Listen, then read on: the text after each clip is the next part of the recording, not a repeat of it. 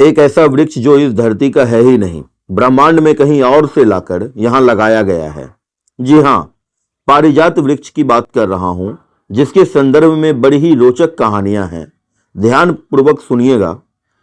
कथा कुछ इस प्रकार है कि भगवान श्री कृष्ण जब अपनी पत्नी रुक्मिणी जी के साथ देवलोक भ्रमण करने गए तो वहां देवताओं के राजा इंद्र ने पारिजात का एक फूल भगवान कृष्ण को भेंट स्वरूप यह कहते हुए प्रदान किया कि आप जिस मृत लोक यानी कि धरती से आए हैं वहां सब कुछ क्षणिक है, अर्थात एक समय पर खत्म होने वाला, खराब होने वाला है, जबकि यह पारिजात का फूल सदैव एक समान यूं ही सुंदर व आकर्षक रहने वाला वस्तु है।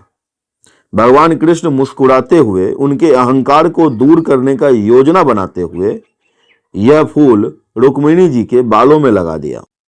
अब हुआ ये कि जब वे लोग धरती पर वापस आए तो भगवान श्री कृष्ण की दूसरी पत्नी, जी हां, भगवान श्री कृष्ण की 3 पत्नियां थी, रुक्मिणी जी, सत्यभामा जी और जामवंती जी।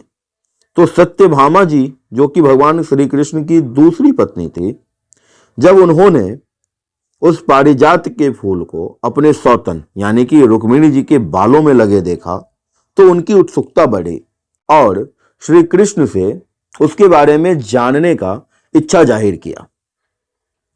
तो भगवान श्री कृष्ण ने नारद जी को पारिजात की व्याख्या करने का आदेश दिया और नारद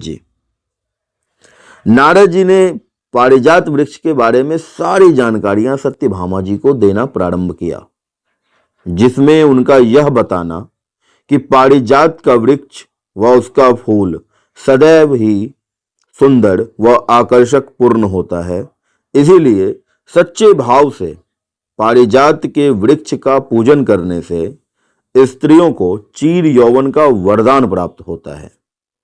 चीर यौवन यानी कि सदा के लिए सुंदर एवं आकर्षक दिखती हैं महिलाएं, जो महिलाएं इस वृक्ष की भावपूर्ण पूजा करती हैं।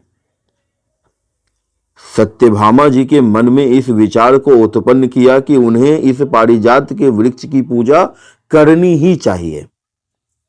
अब इसके पीछे का जो रहस्य था वो आगे खुलेगा कि फिर क्या था।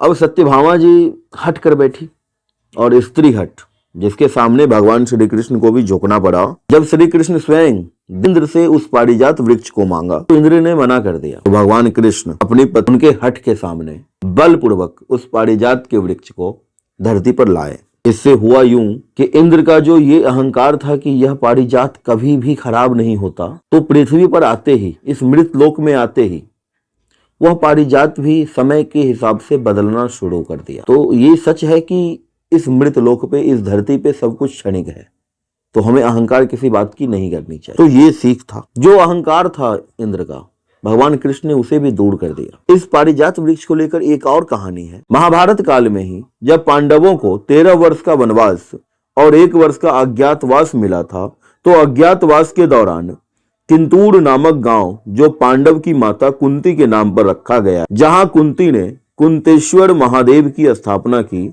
और यह इच्छा जाहिर किया कि उसे पारिजात के फूल से कुंतेश्वर महादेव की पूजा करनी। तो अर्जुन श्री कृष्ण के आज्ञानुसार उस पारिजात वृक्ष को किंतूर गांव ले आए, जो आज भी भारत के उत्तर प्रदेश के बरौलिया गांव में स्थित है, जिसे लोग धार्मिक स्थल मानकर और महाभारत काल के पेड़ और वो कुंतेश्वर महादेव की पूजा करने दूर दूर से श्रद्धालु आते हैं। पारिजात को ही हम लोग श्रृंगहार या श्रृंगार के नाम से जानते हैं, जिसका फूल सफेद रंग का और डंठल जो होती है वो गुलाबी रंग की छोटे आकार का ये फूल होता है, जो कि रात में ही खिलता है और बहुत ही सुगंधित होता है।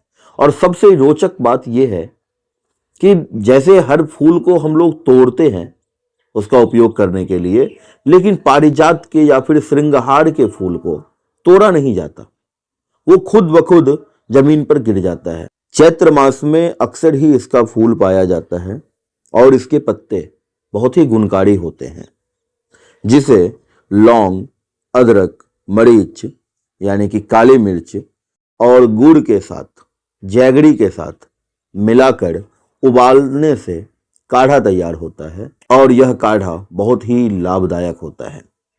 खांसी हो, सर्दी हो, जुकाम हो या फिर बुखार ही क्यों ना हो, इस काढ़ा का सेवन करने से बहुत ही लाभ मिलता है। तो कैसी लगी जानकारी कृपया कर कमेंट करके बताएं और इसी प्रकार की जानकारी को प्राप्त करने के लिए चैनल को सब्सक्राइब कर लीजिए। धन्यवाद।